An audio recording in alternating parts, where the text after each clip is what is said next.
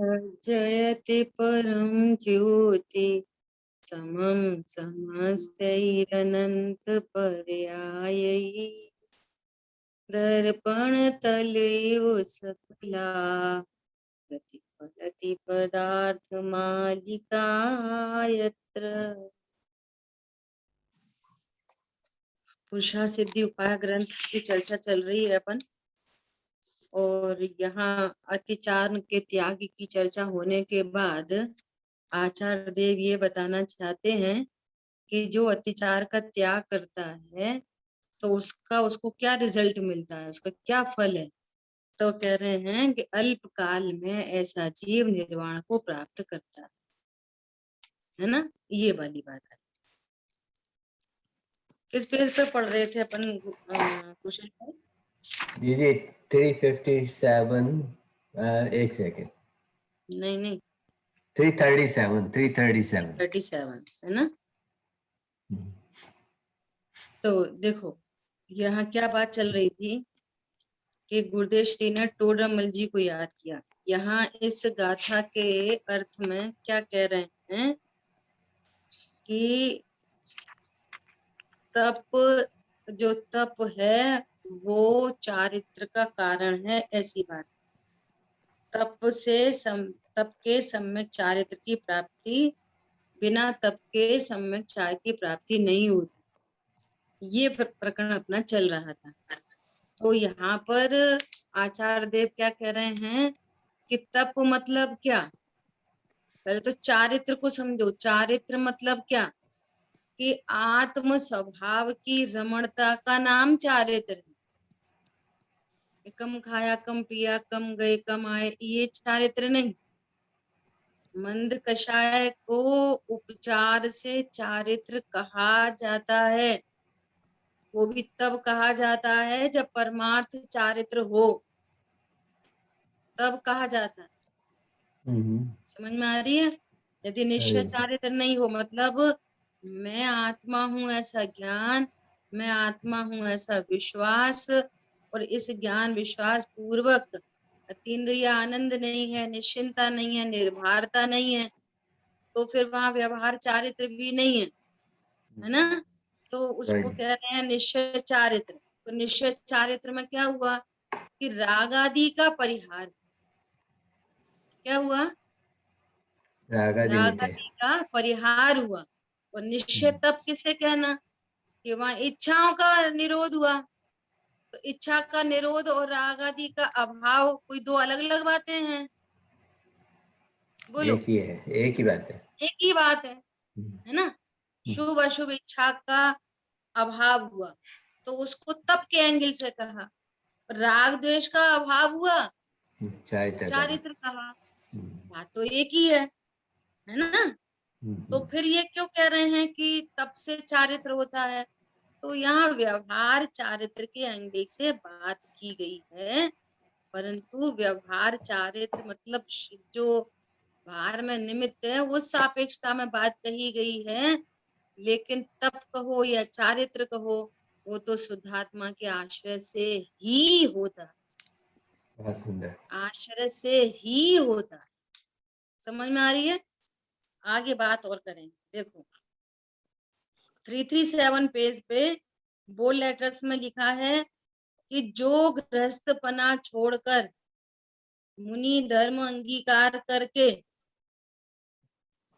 है ना, मुनि धर्म अर्थात शुद्धोपयोग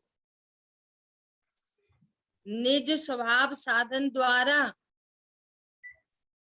बोलो, चार घाती कर्मों का नाश किससे होता है? निज स्वभाव साधन द्वारा, स्वभाव में रहने से। मुनि धर्म अंगीकार करके, और मुनि धर्म मतलब शुद्धोपयोग। मुनि धर्म मतलब कल चर्चा हो गई थी अपनी मुनि धर्म के बारे में, मुनिराज के बारे में, है ना। मुनि धर्म मतलब शुद्धोपयोग। और मुनि, मुनि शब्द सुनते से आपको क्या दिखाई देता है?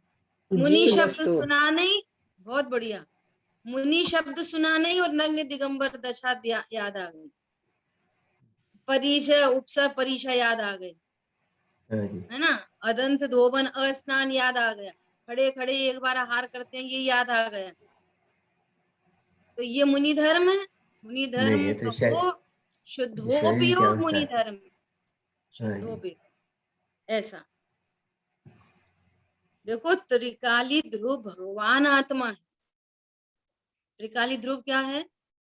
भगवान आत्मा। और उसके आश्रय से मुनि धर्म अवस्था है, पर्याय है मुनि धर्म। समझ में आ रही है बात? हाँ दीदी।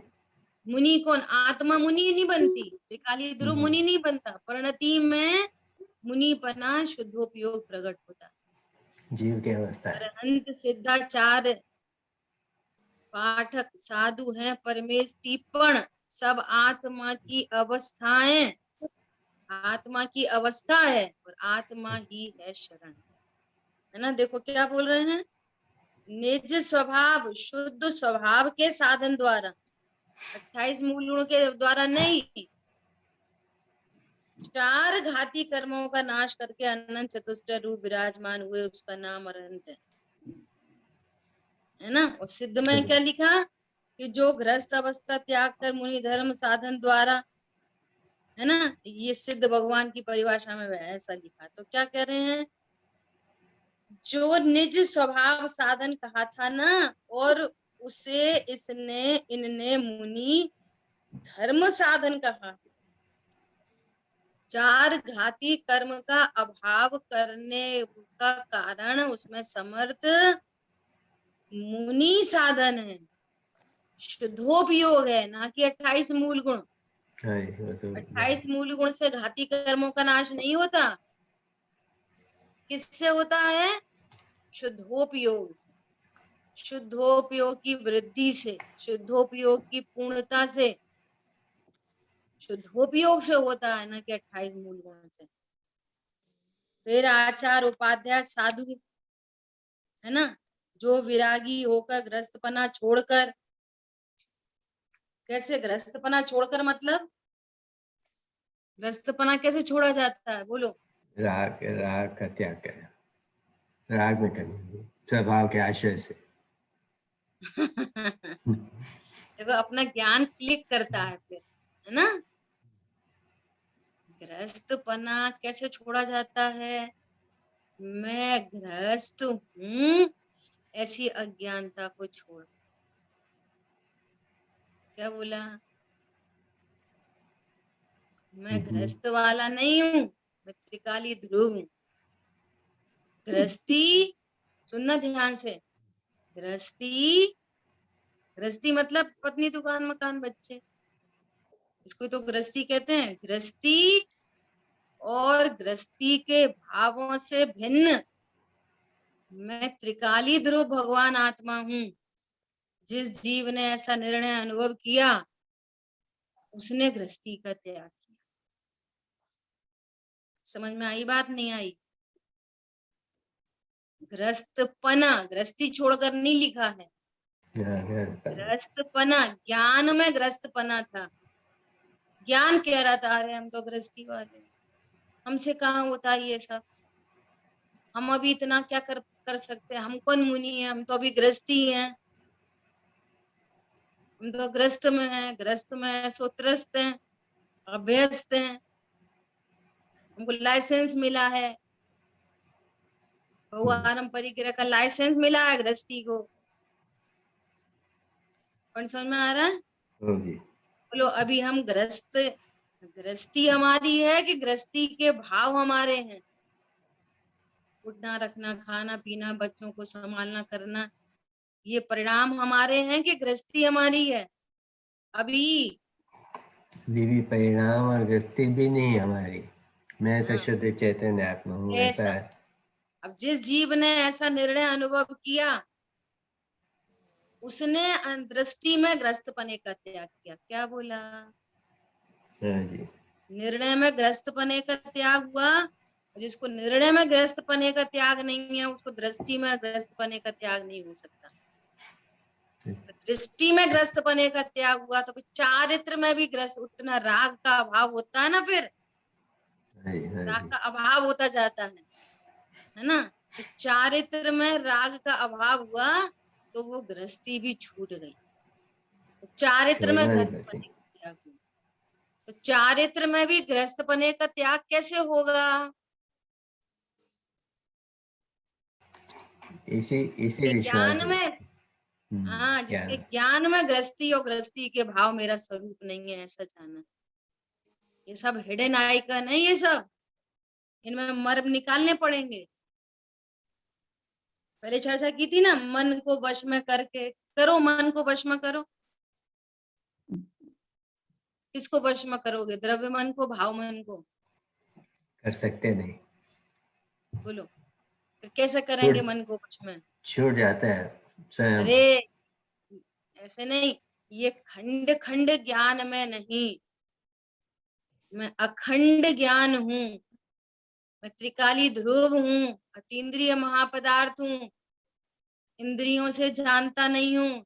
इंद्रियां मेरे को विषयों में हेल्प नहीं करती, इंद्रियों को मैं भोगता नहीं, इंद्रिय के विषयभूत पदार्थों को भोग सकता नहीं। इसका नाम है दृष्टि अपेक्षा मन को वश में किया। तो इस पूर्वक जो चारित्र का अभाव हुआ वो राग का अभाव हुआ, तो राग का अभाव होने पर उतना अतीन्द्रिय आनंद प्रकट हुआ, तो फिर कहने में आया कि मन को वश में किया, बाहर में अनुव्रत महाव्रत आ गई। तो उस एंगल से कह रहे हैं कि मन को वश में किया। वास्तव में क्या हुआ?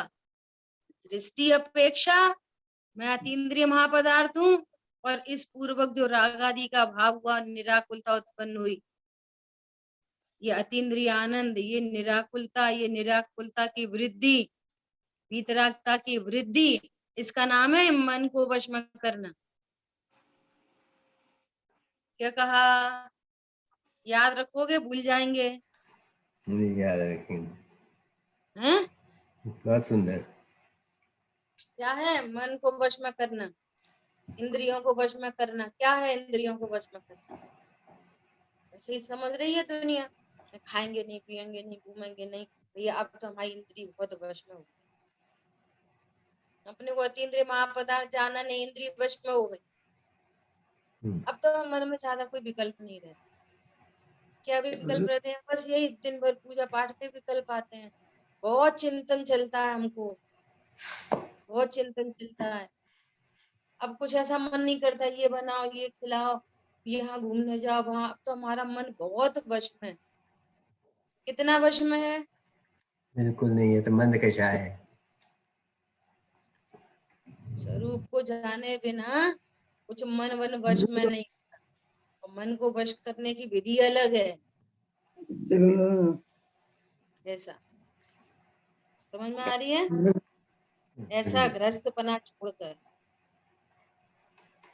मुनिराज की परिभाषा में लिखा है, जो विरागी होकर, गृहस्थपना छोड़कर, विरागी होकर, विरागी होकर मतलब पर से उदासीन होकर, मतलब समस्त परिग्रह छोड़कर।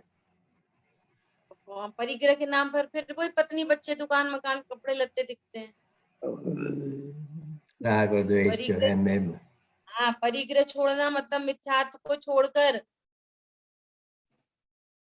राग को छोड़कर, अनंतानुबंधी, अप्रत्याख्यान, प्रत्याख्यान। तो ये कैसे छूटेगा? शुद्धोपयोग द्वारा। शुद्धोपयोग रूप मुनि धर्म अंगीकार करके। शर्त लगी है, टर्म्स एंड कंडीशन से अप्लाइड। परिग्रह छोड़ दिया, शुद्धोपयोग रूप मुनि धर्म नहीं हुआ। देखो, शुद्धोपयोग रूप मुनि धर्म भी क्या विशेष बात है। चतुर्थ गुण स्थानवर्ती को भी शुद्धोपयोग है, तो वो क्या मुनि धर्म है कि नहीं? पंचम गुण एक स्थानवर्ती को कषाय। भी शुद्धोपयोग है। अरे मुनिराज को भी ये शुद्धोपयोग, मतलब तीन कषाय चौकड़ी के अभाव की वीतरागता, उसका नाम मुनि धर्म। सम्यक दर्शन, सम्यक ज्ञान पूर्वक प्रचुर वीतरागता, इसका तीनों प्रणतियों का नाम है शुद्धोपयोग रूप मुनि धर्म। समझ आई बात? ऐसा उन्हें आचार्य, उपाध्याय और साधु कहा जाता है। समस्त परिग्रह छोड़कर, मिथ्यात्व को छोड़कर, अनंतानुबंधी अप्रत्याख्यान प्रत्याख्यान कषाय को छोड़कर, अब ये कषाय छूटी तो बाहर में वो घर गृहस्थी छूट गई, तो कहने में आया कि विरागी होकर, गृहस्थी छोड़कर किया। काम क्या किया है? काम तो उन्होंने शुद्धोपयोग का किया है, मिथ्यात्व हाँ भी जी, नहीं छोड़ा, कषाय भी नहीं छोड़ी, शुद्धोपयोग में रहते हैं। तो अनंतानुबंधी अप्रत्याख्यान प्रत्याख्यान कषाय उत्पन्न नहीं होती। अब जब कषाय उत्पन्न नहीं होती तो फिर वो पर पदार्थ भी छूट जाते हैं, क्योंकि पर पदार्थ का संबंध कषाय से था। आलू खाने का हाँ जी, राग था तो आलू का संयोग बनता था। अब आलू खाने का राग नहीं है तो फिर आलू का संयोग भी नहीं है। पत्नी बच्चों से राग था तो पत्नी बच्चों का संयोग था। अब पत्नी बच्चों का राग नहीं है तो पत्नी बच्चे भी साथ में नहीं है। समझ में आ रही है बात?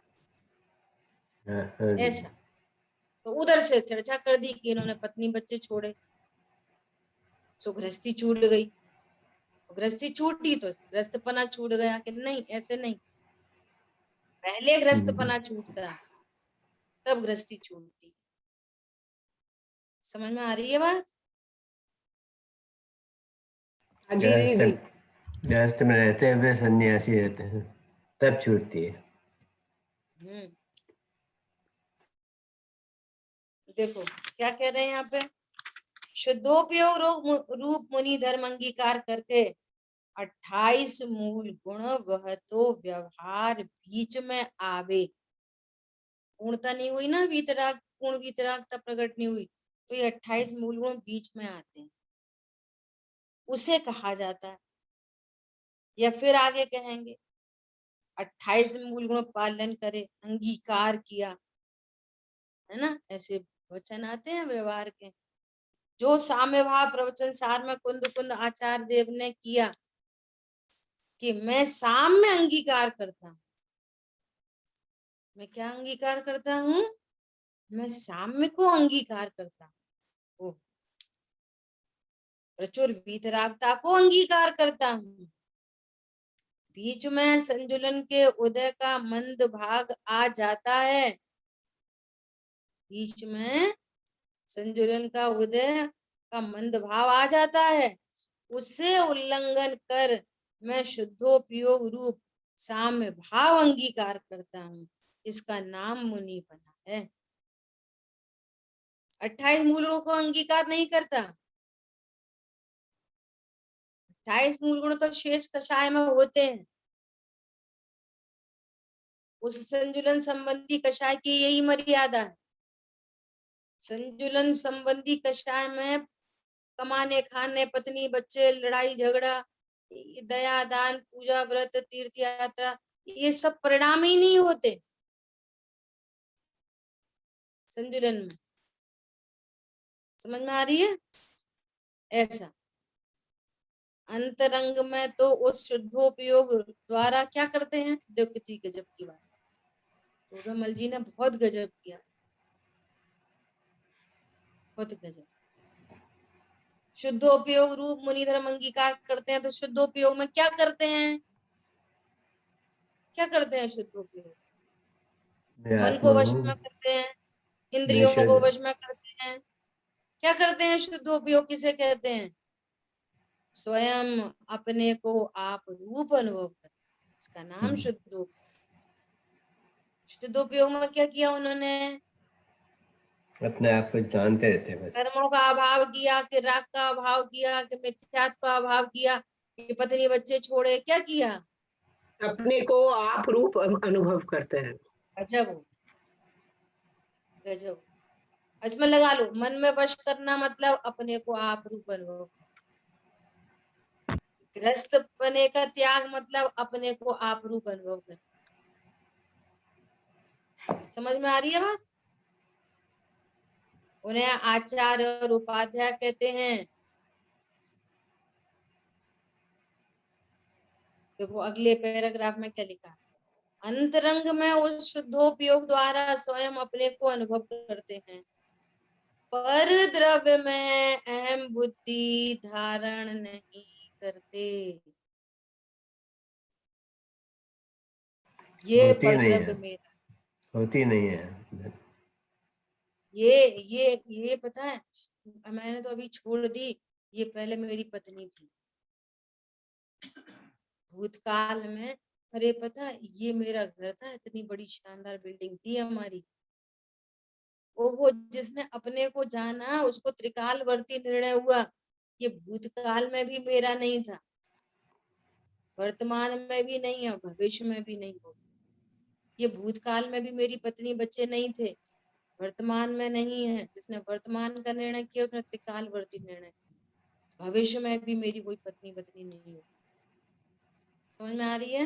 हाँ दीदी, बात सुन। पर द्रव्य में अहम बुद्धि नहीं धारण करती।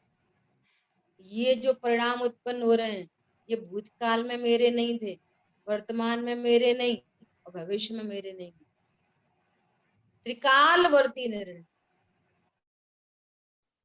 बोलो, भूतकाल में अपन ने कितने पाप किए?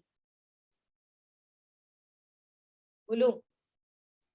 जिसने वर्तमान में निर्णय किया कि मैं अकर्ता ज्ञायक हूँ, त्रिकाली ध्रुव हूँ, उसने भूतकाल में भी अपने ज्ञायक को ही स्वीकार किया था।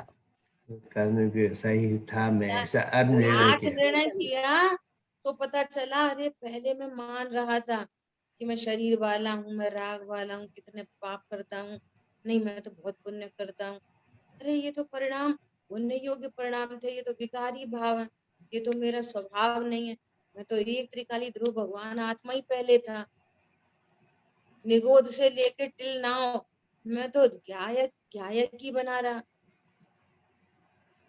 समझ में आ रही है? हाँ दीदी। आज सुबह चर्चा आई थी, चर्चा आई थी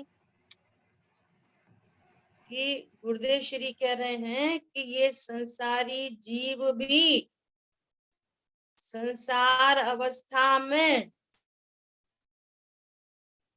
कर्म और परिणामों से भिन्न ही है। संसार अवस्था में भी ये भिन्न ही है। बोलो।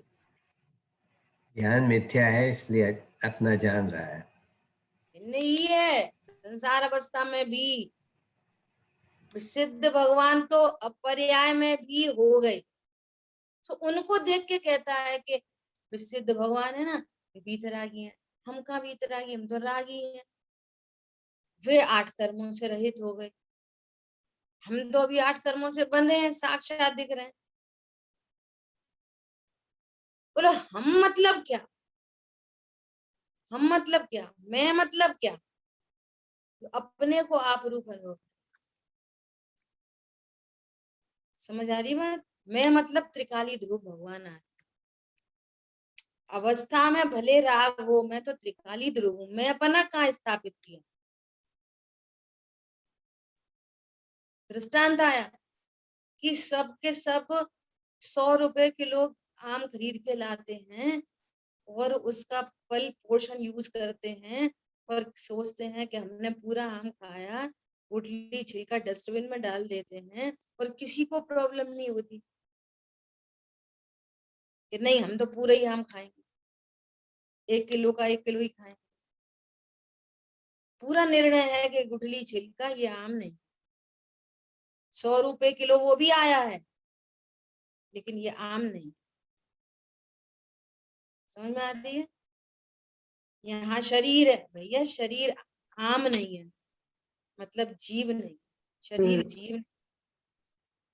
ये कषाय उत्पन्न हो रही है, ये जीव नहीं है। कषाय है लेकिन ये जीव नहीं। कर्म है लेकिन ये जीव नहीं है। जीव तो त्रिकाली ध्रुव है, समय का सार है जीव, त्रिकाली ध्रुव भगवान आते। समझ में आ रही है बात? ज्ञानावर्णी कर्म क्या करता है? ज्ञानावर्णी कर्म किसको इफेक्टेड करता है, किसको इफेक्ट डालता है? जीव को, अनंत गुणों को, ज्ञान पर्याय, गुण को, कि ज्ञान पर्याय को उत्पन्न, वो पर्याय? वो जो जैसा शुद्ध है वो पर्याय को उत्पन्न नहीं होने देता। वो अपना अपना कार्य अपने अपने में ही डालता है, जीव में कुछ भी नहीं कर सकता। सुनो, निमित्त नैमित्तिक जो संबंध बनता है ना, वो पर्याय से बनता है। तो फिर पर्याय से बनने के लिए परिभाषा, आगम की परिभाषा आज सुबह बात आई थी। आगम की परिभाषा है कि घाती कर्म किसे कहते हैं? जो जीव का घात करे सो घाती कर्म। तो अनादि से बंधा है, तो जीव का कितना घात कर दिया घाती कर्म ने। और जब स्वरूप समझा तो पता चला, अरे मैं पर्याय मात्र थोड़ी हूँ, तो त्रिकाली ध्रुव हूँ। और ज्ञानावणी कर्म त्रिकाली ध्रुव में क्या करता है? कि कुछ नहीं करता। त्रिकाली ध्रुव में अनंत गुण, अनंत शक्ति, अनंत धर्मयुगल, असंख्यात प्रदेश, बोलो किसको कुछ करता है ज्ञानावणी कर्म? अकिंचित कर है। किसी को कुछ नहीं पर्याय करता। को केवल अध्यात्म की परिभाषा, अध्यात्म की क्या परिभाषा? ज्ञानावणी कर्म किसे कहते हैं? जो मेरा कुछ नहीं कर सकता। समझ में आ रही है बात? ऐसा मेरा कुछ नहीं करता ज्ञानावणी कर्म। कहाँ मैं पना स्थापित है? मैं पना कहाँ स्थापित? दीदी पर्याय में भी नहीं कर सकता। जो पर्याय में नहीं कर सकता, परंतु निमित्त नैमित्तिक संबंध तो पर्याय में बनता है ना। उनसे जैसे आरोप देते हैं खाली। हाँ, जैसे अभी ज्ञानावणी कर्म का उदय है, केवल ज्ञानावणी कर्म का, तो अभी केवल ज्ञान नहीं है ना। ऐसा निमित्त नैमित्तिक संबंध बनता। भले वो जीव में कुछ करता नहीं है, परंतु यही तो निमित्त नैमित्तिक संबंध है। वो शुद्ध कुछ पर्याय करता उत्पन्न नहीं नहीं है, होती। लेकिन ऐसी उपस्थिति हो। परंतु मेरे द्रव्य स्वभाव में तो कुछ नहीं कर सकता। मेरे द्रव्य स्वभाव से तो निमित्त नैमित्तिक संबंध भी नहीं बनता। ज्ञानावणी कर्म का तीव्र उदय, तो पर्याय की प्रकटता नहीं। मिथ्यात्व का तीव्र उदय, तो विपरीत श्रद्धान, लेकिन विपरीत श्रद्धान पर्याय में है। त्रिकाली ध्रुव में विपरीत श्रद्धा क्या कर रही है?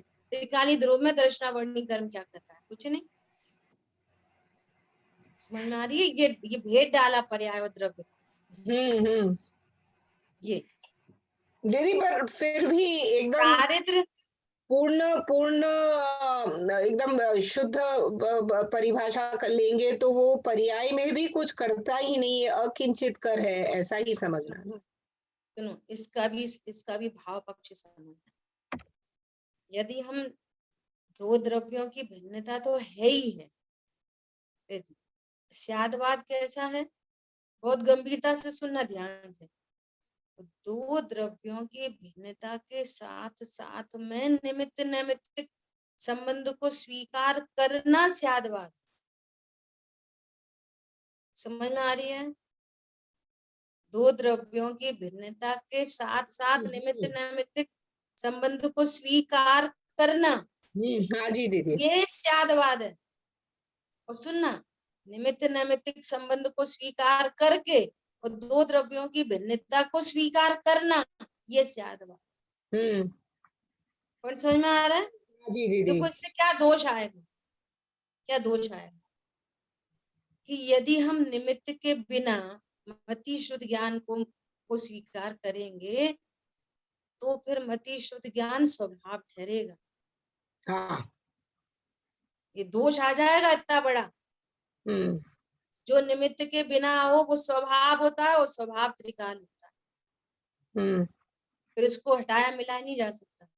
जबकि निमित्त के हटने पर स्वभाव परिपूर्ण प्रकट हो जाता है, केवल ज्ञान पर्याय में प्रकट हो जाता है। ये निमित्त नैमित्तिक संबंध समझ में आ रहा है? हाँ जी दीदी। अगर पन्नी के बिना स्फटिक मणि लाल, हरी, नीली, पीली दिख रही है, पन्नी के बिना ही, तो फिर लाल गुलाबी स्फटिक मणि है, फिर वो स्वच्छ स्फटिक मणि नहीं, फिर वो उसका स्वभाव सिद्ध होगा। स्वभाव हो गया बिना निमित्त के जो होता है वो स्वभाव सिद्ध होता है। बहुत सुंदर। दोष आएगा ये, जिसे निमित्त नैमित्तिक संबंध की स्वीकृति चाहिए, जरूरी है ये। और निमित्त करता है ऐसा जानना वो मिथ्यात्व है। निमित्त बिल्कुल नहीं है ऐसा जाना तो मिथ्या। होता स्वयं से है, पर निमित्त है वहां पर, देखो। हाँ, निमित्त उपस्थित है ऐसा। ये गजब की बात है। कौन बताए, कौन बताए बोलो। कल ऐसी जो समय सार परिचर्चा चलती है ना, सब सारे विद्वान सब रहते हैं, अभय जी, राकेश जी, प्रदीप सर और बहुत सारे लोग, संजय जी, ऐसा कई सारे लोग, और बुजुर्ग विद्वान भी रहते हैं, पुराने शास्त्रीय विद्वान है ना, ऐसा 10, 15, 20 लोग रहते हैं उसमें। तो चर्चा चल रही थी कर्ता क्रम अधिकार। क्या चर्चा चल रही थी कि समुद्र में जो लहरें उत्पन्न हो रही है ना, लहरें उत्पन्न हो रही है, सुनना ध्यान से। और बच्चा ने वो जिनल की चाची का फोन था। आपका फोन म्यूट कर लें। बोलो क्या बोला था हमने अभी, कोई इम्पोर्टेंट बात बताने जा रहे थे। आप मीटिंग के बाद स्वाध्याय की बात करते, समुद्र की लहरें ऊपर नीचे होती है। बराबर बराबर है ना। तो उसमें कह रहे हैं कि वो हवा उसमें निमित्त पड़ती है ना। हवा, तो वो लहर उत्पन्न हुई और लहर विनाश को, लहर उत्पन्न हुई, लहर विनाश को प्राप्त। तो हवा उसमें क्या कर रही है कि ऐसा सहज निमित्त नैमित्तिक संबंध। यदि हवा का अभाव माना जाए तो लहर का उत्पन्न होना स्वयं से ही होता रहेगा ऐसा एक बात। और हवा को यदि करता जाना जाए कि हवा करता होकर लहर उत्पन्न कराती है, तो फिर ऐसी लहरें हवा रेत में भी लहर उत्पन्न कराती है। समुद्र के किनारे पर जो रेत पड़ी रहती है ना, उस रेत में भी लहर उत्पन्न करा देती। तो ऐसा है नहीं, तो कर्ता कर्म संबंध भी नहीं है ना, और निमित्त नैमित्तिक संबंध है। दो द्रव्यों की स्वतंत्रता भी है, और जितने भी विभाव परिणाम हैं उसमें निमित्त की उपस्थिति आवश्यक। ऐसा कभी नहीं हो सकता कि जीव में क्रोध उत्पन्न हो और द्रव्य क्रोध का उदय नहीं हो, ऐसा कभी नहीं हो सकता। और यदि ऐसा हो जाए तो उस क्रोध का कभी अभाव नहीं हो सकता। निमित्त के अभाव होने पर क्रोध का अभाव हो जाता है। समझ में आ रही है बात? सो ये निमित्त नैमित्तिक संबंध पर्याय में बनता है, द्रव्य में नहीं बनता ऐसा। हाँ जी जी। और उस निमित्त का अभाव कैसे होगा कि स्वभाव देखो हम कह रहे थे ना, कोई बोलेगा देखो हम कह रहे थे ना निमित्त से होता है, देखो निमित्त का अभाव हो गया, देखो क्रोध का अभाव हो गया। ओ प्रभु बात तो ऐसा ही है, पर उस निमित्त का अभाव हुआ कैसे? इस स्वभाव की दृष्टि से। बहुत बढ़िया, स्वभाव की सन्मुखता से अभाव होता है ऐसा। स्वरूप जाना नहीं तो कर्मों का बंधन, स्वरूप जाना तो कर्मों की निर्जरा, कर्मों की निर्जरा तो उस संबंधी परिणाम नहीं। ऐसे निमित्त नैमित्तिक संबंध बन रहे। क्लियर हुई बात? हाँ जी दीदी, बहुत बढ़िया। क्या बोल रहे हैं? अंतरंग में उस शुद्धोपयोग द्वारा स्वयं अपने को अनुभव करते हैं, पर द्रव्य में अहम बुद्धि धारण नहीं करते। पर द्रव्य में अहम बुद्धि धारण नहीं करते, अपने ज्ञानादि स्वभाव को ही अपना मानते। ज्ञानादिक स्वभाव को, देखो विभाव को नहीं, क्रोधादिक को अपना स्वभाव नहीं मानते, ज्ञानादिक को ही अपना स्वभाव मानते। पर भाव में ममत्व नहीं करते। देखो पर द्रव्य में और पर भाव दोनों में ममत्व नहीं करते। और ममत्व में पूरा पैकेज है, ये अपनी चर्चा लगातार चल रही। पर भाव में ममत्व नहीं करते, ये पर भाव मेरा नहीं तो फिर अच्छा भी नहीं और बुरा भी नहीं। पाप परिणाम मेरा नहीं, पाप परिणाम में ममत्व नहीं। तो फिर पाप परिणाम बुरा भी नहीं, पुण्य परिणाम मेरा नहीं तो पुण्य परिणाम अच्छा भी नहीं। समझ में आ रही है? इसका नाम है ममत्व नहीं करते। शरीर मेरा नहीं तो वो तो अच्छा भी नहीं। शरीर गोरा होने से अच्छा नहीं और काला होने से बुरा नहीं, स्वस्थ होने से अच्छा नहीं और कोड़ निकल जाए तो बुरा नहीं। कितनी गजब बात, कितनी गजब। उनका भाव भाषण होना चाहिए तो अपने स्वभाव की सन्मुखता होती है। कैसा है मेरा ज्ञान स्वभाव? धीर है, धीर। उस ज्ञान को कह रहे हैं धीर है, परम उदात्त है और अनाकुल है। आओ जितने भी ये झलकने हैं झलको, झलकने से मेरे में क्या हो जाता? वो प्रॉब्लम क्रिएट कहाँ हो रही है? किसी ने कुछ कहा आप तो ऐसे ही हो गए एकदम बेकार। तो अब ये जो शब्द थे कि आप तो एकदम बेकार हो, ये शब्द क्या है? शब्द मात्र ज्ञान ज्ञान के गे हो। हम्म। अब जब ज्ञान में गे प्रवेश नहीं करते तो इनने हमसे बुरा कहा, ये वाली बात कहाँ से आई? भाषा बढ़ रही है, बदल है। बोलो ये वाली बात नहीं। कहाँ से आई कि ये तो जब हमसे बोलते हैं ऐसे ही बोलते हैं, खराब बोलते हैं, हमसे अच्छा ही नहीं बोलते। पहली बात तो तुम कौन हो? ये तो देहादी को बोल रहे हो, तो तुम्हें जानते भी है ना? तो बोलो अब इसमें ये गेया, ये शब्द गेयाकार है। गेयाकार ज्ञान में प्रवेश नहीं करते, ज्ञान उनसे खराब नहीं होता, तो ये शब्द अच्छे ये शब्द बुरे, ये बात कहाँ से आई? इन्होंने हमसे बुरा बोल दिया, ये वाली बात कहाँ से आई? मात्र भ्रम है। बोलो। ऐसे ऐसे प्रश्न आते हैं कि बस पूछो नहीं। किसी ना किसी तरह से कहीं ना कहीं से वही नहीं देखा ने शाश्वत देव रही क्षण का पर्याय की, कहीं ना हम भूल जाते हैं, याद नहीं रहती। तो भूल जाने वाला कौन है? भूल जाने वाला द्रव्य है कि पर्याय है? पर्याय है। तो तुम पर्यायों की ध्रुव। भूल हमें बहुत याद रहता है, आप चाहे जब पूछ लो हमसे पूरी समरी कर देते हैं 1 घंटे की स्वाध्याय की 15 मिनट में। हमें बहुत याद रहता है, हम तो भूल जाते हैं। इतना सुन रहे हैं तो भी गुस्सा आ ही जाती है, इतना सुन रहे हैं तो भी। भैया अब तो हमारी गुस्सा एकदम शांत हो गई। समझ में आ रही है? किसी ना किसी एंगल से वो पर्याय मूर्त,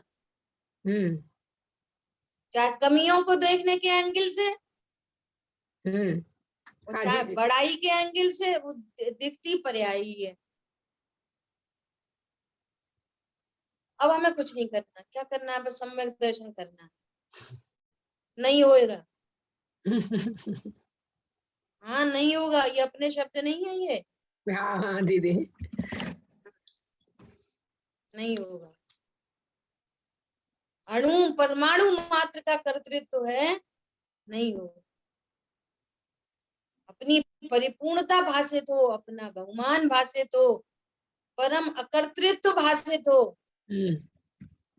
कुछ नहीं करना, कुछ नहीं लेना देना, कुछ नहीं करना। अकर्ता द्रव्य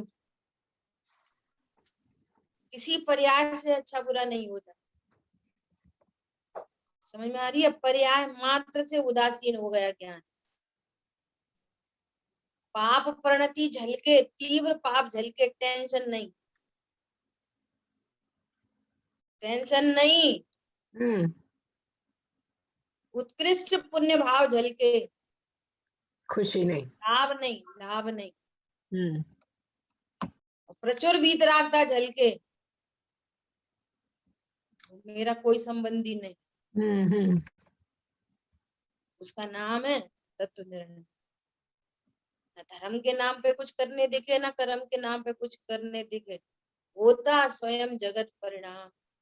मैं का करता क्या काम, चित परम अकर्ता। समझ में आ रही है? हाँ जी दीदी, बहुत बढ़िया। भावों में ममत्व नहीं करते, ममत्व के साथ पूरा पैकेज है। ममत्व नहीं करते, राग नहीं करते, द्वेष नहीं करते, लाभ नहीं मानते, हानि नहीं मानते। क्या बोला? ममत्व नहीं करते पर भाव से, तो उससे लाभ हानि नहीं मानते। जब लाभ हानि नहीं मानते हो, मान लिया अनाचार हो जाए, गुणस्थान गिर जाए, हानि हुई कि नहीं हुई? नहीं। गुणस्थान, आप तो ऐसे ही बोल रहे हो कि हानि नहीं मानते। मैं तो इतनी चर्चा चल गई, अतिचार नहीं लगाना, ये तो गुणस्थान गिर जाएगा। अरे गुणस्थान गिरेगा, मैं नहीं गिरूंगा। मैं पने की इतनी जबरदस्त श्रद्धा।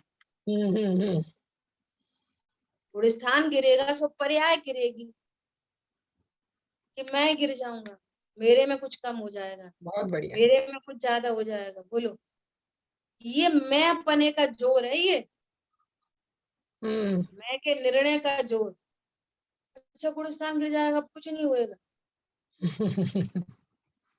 कुछ नहीं होएगा। फिर नहीं होगा। स्थान की वृद्धि की तो बात चल रही है भैया, वो पर्यायों की बात चल रही है।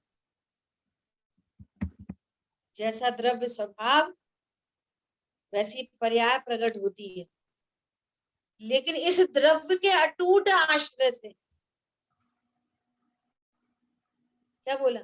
जैसा द्रव्य वैसी पर्याय, पर्याय को देखकर नहीं आती। अब पर्याय में घट गए, पर्याय में बढ़ गए, अरे उसका ज्ञान तो होता है, लेकिन मैं पना स्थापित नहीं होता। उसको कम ज्यादा, अरे मैंने गुणस्थान गिरा लिया, मुझे गिराना नहीं चाहिए था, मुझे बढ़ाना चाहिए था, ऐसे प्रणाम नहीं करने चाहिए थे, ऐसे नहीं करने चाहिए थे। समझ आ रही है बात? बहुत गंभीर बात।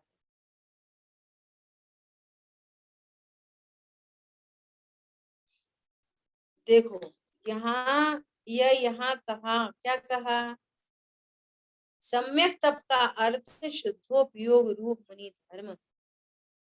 अपने इसकी व्याख्या यहाँ, शुद्धोपयोग अर्थात दया दान व्रत भक्ति के परिणाम वे शुभोपयोग हैं। सुन लो ध्यान से। हिंसा झूठ चोरी वे अशुभोपयोग हैं। और दोनों मुनिपना नहीं, दोनों ही मुनिपना नहीं। अरे 28 मूल गुण तो मुनिपना है, शुभोपयोग नहीं। उसको उपचार से कहा जाता है शुद्धोपयोग मुनि धर्म है, दोनों मुनिपना नहीं। आहा, वे आचार उपाध्याय साधु पद भी नहीं। आचार उपाध्याय और साधु भगवान उसे कहते हैं कि जहां आगे शुभ अशुभ उपयोग अशुद्ध उपयोग से हटकर अपने आत्मा के दर्शन ज्ञान पूर्वक शुद्धोपयोग अर्थात शुद्ध आचरण। शुद्ध आचरण मतलब ज्ञान कह रहा है मैं शुद्ध हूँ, श्रद्धा कह रही है मैं शुद्ध हूँ, चारित्र में शुद्धता का आनंद है, अर्थात मुझे शुद्ध होना नहीं है, मैं शुद्ध हूँ। शुद्ध होने के सारे प्रोग्राम खत्म हो गए, शुद्धता का आनंद हो गया। मैं शुद्ध हूँ, मुझे शुद्ध होना नहीं है, ऐसा जानकर पर्याय शुद्ध हो गई, मुझे शुद्ध नहीं होना। क्या बोला? ये शब्दों की मारा मारी नहीं है, ये वस्तु का स्वरूप है। मैं शुद्ध हूँ ऐसा जानकर पर्याय शुद्ध हो गई, मुझे शुद्ध होना नहीं है। मेरे शुद्ध होने के प्रोग्राम सारे खत्म। हाँ, मैं शुद्ध ही हूँ। जो पर्याय आश्रय करेगी वो शुद्ध होती चली जाएगी, और उसकी शुद्धता वृद्धि होती चली जाएगी, वो उसकी होगी। मैं शुद्ध हूँ, त्रिकाल शुद्ध हूँ। समझ में आ रही है बात? बहुत गंभीर बात है, बहुत गंभीर।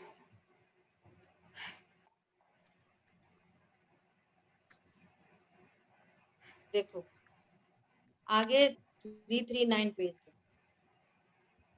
अब यहाँ कारण की बात करने को उद्देश्य, बीच की third fifth fourth fifth line, निज शुद्ध परमात्मा कारण परमात्मा अपना त्रिकाल स्वभाव उसके आश्रय से निश्चय सम्यक दर्शन, सच्चा सम्यक दर्शन, निश्चय अर्थात सच्चा सम्यक दर्शन, व्यवहार अर्थात औपचारिक सम्यक दर्शन। निश्चय सम्यक दर्शन मतलब सच्चा सम्यक दर्शन, व्यवहार सम्यक दर्शन मतलब औपचारिक सम्यक दर्शन। निर्गुण शास्त्र की श्रद्धा। फॉर्मेलिटी से मुसलमान को कह रहे हैं अंकल, जैन का कोई मुसलमान अंकल होता है? औपचारिक, एकदम औपचारिक अंकल। समझ में आ रही है? हाँ जी दीदी। सी बात है।